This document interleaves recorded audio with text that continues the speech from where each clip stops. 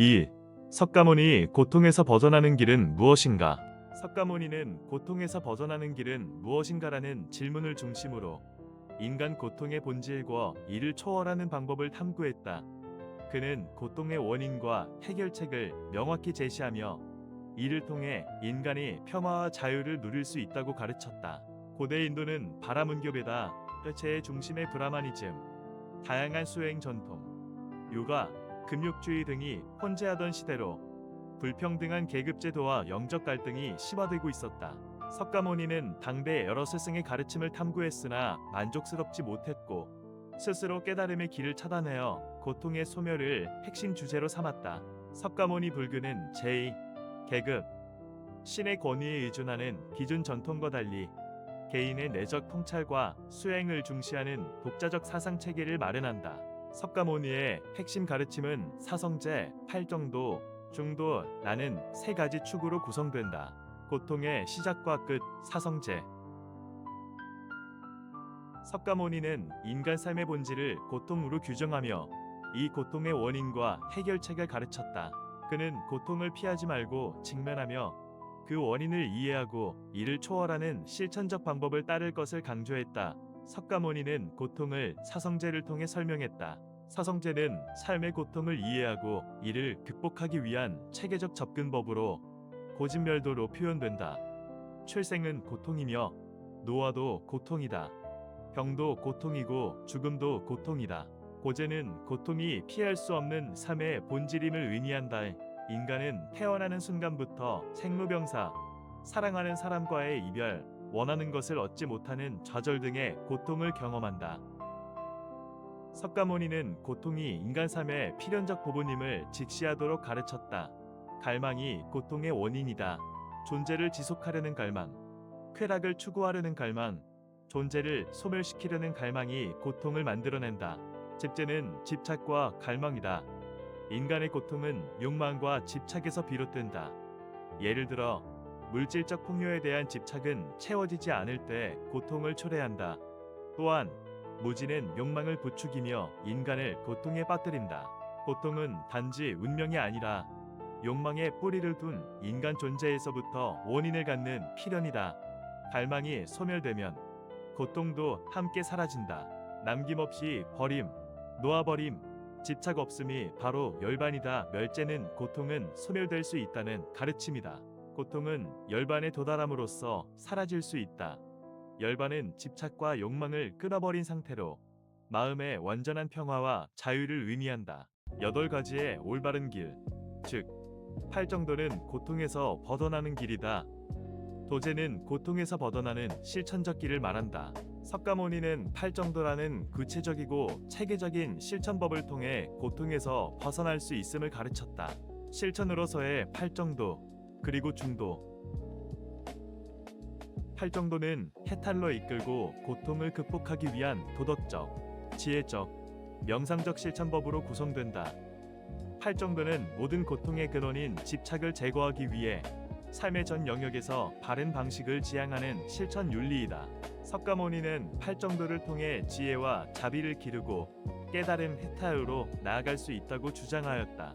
팔정도는 해탈을 향한 8갈래의 길이지만 이 8가지는 따로 떨어진 것이 아니라 서로 긴밀히 연결되어 있으며 하나의 통합된 삶의 방식이다. 정견, 삶의 진리와 고통의 본질을 올바르게 이해하는 것. 정사윤, 해탈을 향한 올바른 결심과 생각을 가지는 것. 정업, 진실되고 해를 끼치지 않는 말을 하는 것. 정업, 올바른 행동으로 타인과 자연에 해를 끼치지 않는 삶을 사는 것. 정명, 윤리적이고 올바른 생계를 유지하는 것. 정정진, 깨달음을 향해 끊임없이 노력하는 것. 정념, 현재의 순간에 집중하며 명확히 인식하는 것. 정정, 명상을 통해 마음의 평화를 얻고 내적 성찰을 깊게 하는 것. 팔정도는 구체적이고 실천적인 삶의 방식이며 존재의 근원적인 고통에서 벗어나기 위한 삶 전체의 전환을 요구한다.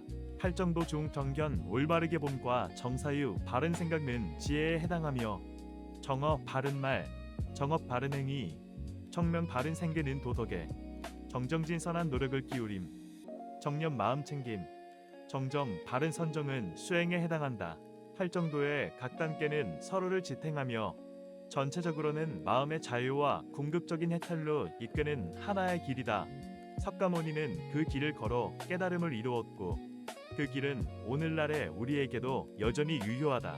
고통은 시대를 막론하고 인간의 본질에 깃들어 있지만 그 고통을 넘어서는 노력 또한 우리의 본성 안에 있다. 할 정도는 그 노력에 대한 가장 치밀하고 자비로운 안내서이다. 쾌락에 탐닉하는 삶도 아니고 고통에 집착하는 삶도 아닌 이 두 가지 사이의 중도를 따라 지혜와 해탈의 길을 걷는다.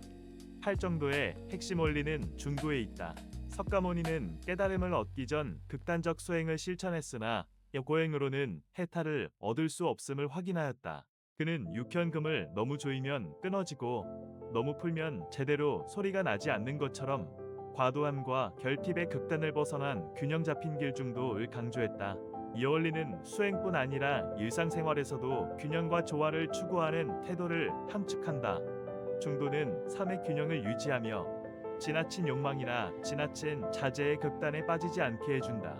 현대적으로 보면 과도한 스트레스나 나태함을 피하고 균형 잡힌 삶을 지향하는 방식으로 이해할 수 있다. 대승불교, 모든 중생을 위한 깨달음.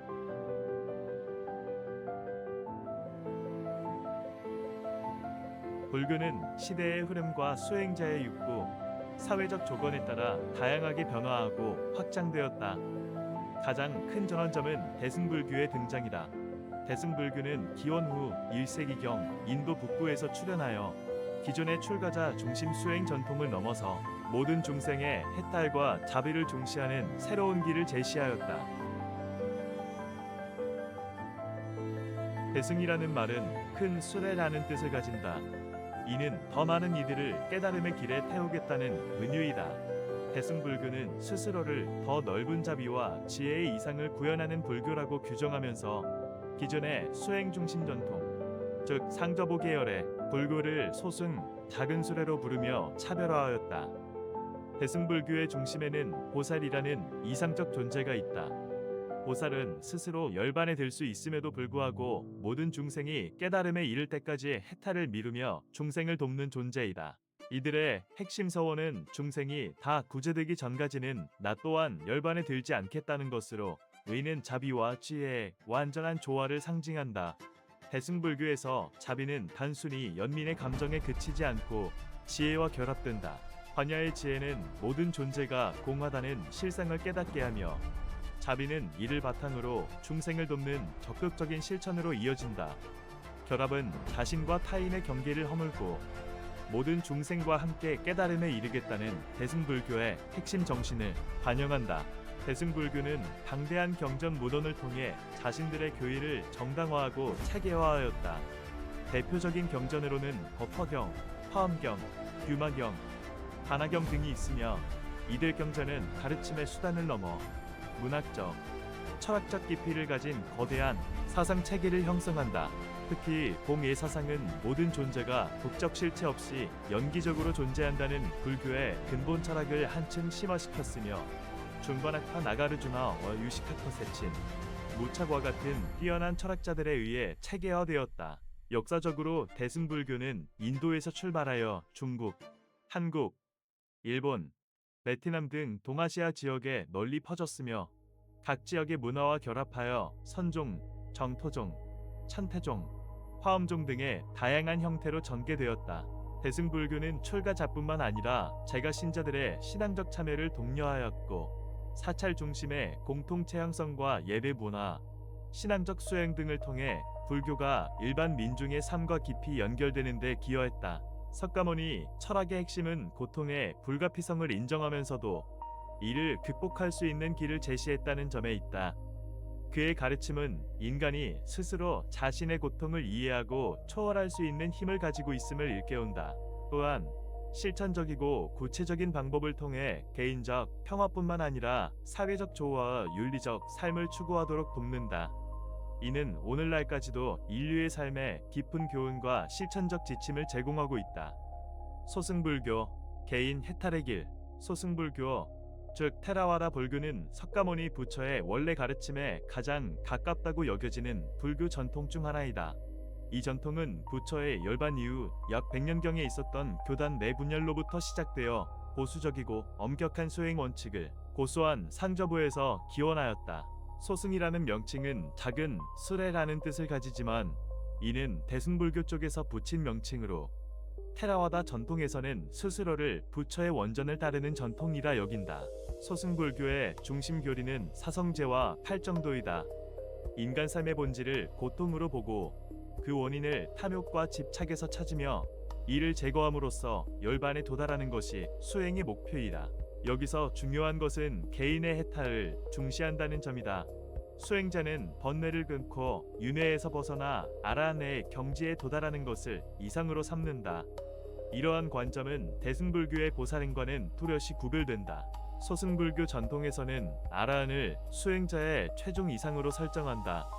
이는 석가모니 부처의 가르침을 충실히 따르는 과정에서 얻어지는 열매로 여겨지며 부처의 제자 중 다수도 아라한에 도달한 인물로 묘사된다.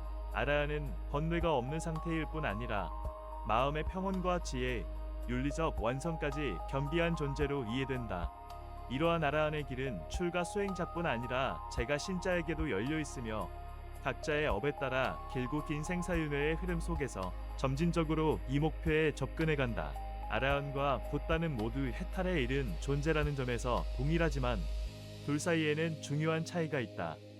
붓다는 스스로 깨달음을 얻은 자, 즉 스승 없이 스스로 진리를 발견하고 그것을 중생에게 설한 존재이다. 반면 아라한은 부처의 가르침을 따라 수행하여 열반에 이른 자이다. 다시 말해 붓다는 길을 개척한 자이고 아라한은 그 길을 걸어가 끝에 도달한 자라고 비유할 수 있다. 이 차이는 불교 사상 내에서 붓다에 대한 특별한 존경의 근거이기도 하다. 소승불교는 경전을 팔리어로 기록한 팔리삼장에 의존하며 이를 정통교리로 간주한다. 이 경전 체계는 경, 일, 논이 세 가지 범주로 나뉘며 오랜 시간 구술 전승을 거쳐 체계화되었다. 그만큼 이 전통은 문자적 보존성과 교리의 순수성을 중시한다.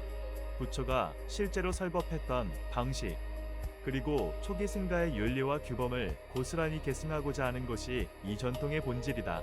오늘날 소승불교는 스리랑카, 미얀마, 태국, 라오스, 캄보디아 등 동남아시아 지역에서 광범위하게 신봉되고 있으며 남방불교라는 이름으로도 불린다. 이들 지역에서는 출가 수행자뿐 아니라 제가 신자들도 활발히 불교 의례에 참여하며 수행을 통해 업을 정화하고 내세에 유리한 조건을 만드는 데 집중한다. 이는 세속과 출가의 조화를 추구하는 방식이기도 하다.